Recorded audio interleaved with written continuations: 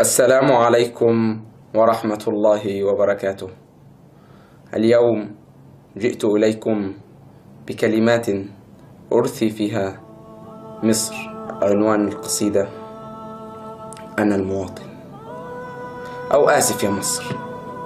أنا ابنك يا مصر اللي خلفتيني، أنا ابنك يا مصر اللي خلفتيني، ولما كبرت على الوطن عاهدتيني، ولما دخلت الجيش بايعتك وبايعتيني. شفت فيك الذل وسكتيني. جيت أصرخ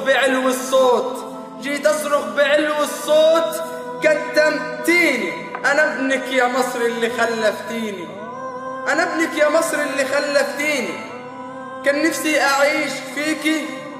نفسي أعيش فيكي بكرامة بس هنتيني. كان نفسي أعيش فيكي بكرامة بس هنتيني.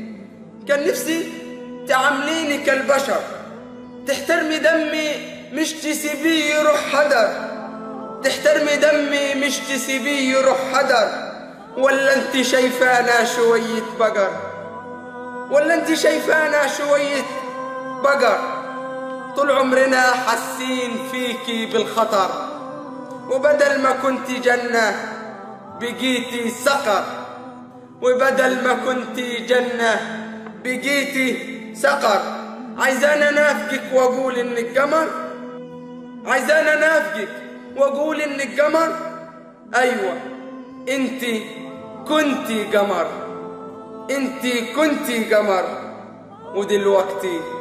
ودلوقتي ولا تساوي حتة حجر، ودلوقتي ولا تساوي حتة حجر. واسمحي لي أقولك إن احنا مش بقر، احنا مش بقر. احنا اللي بنينا فيكي يا بلد، وكنا في الشدائد ليكي سند، وفي الحروب كنا عدد، وفي الآخر ندوق نكد. اسمحي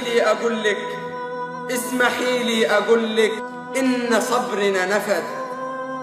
أنا اللي عمري ما قلت لك مشغول، أنا اللي عمري ما قلت لك مشغول. ودي رسالة عتاب من مجهول. وفي النهاية أنا اللي منك يا مصر مسؤول، أنا اللي منك يا مصر مسؤول. وحبي بيني وبينك لسه موصول، لسه موصول، لسه موصول.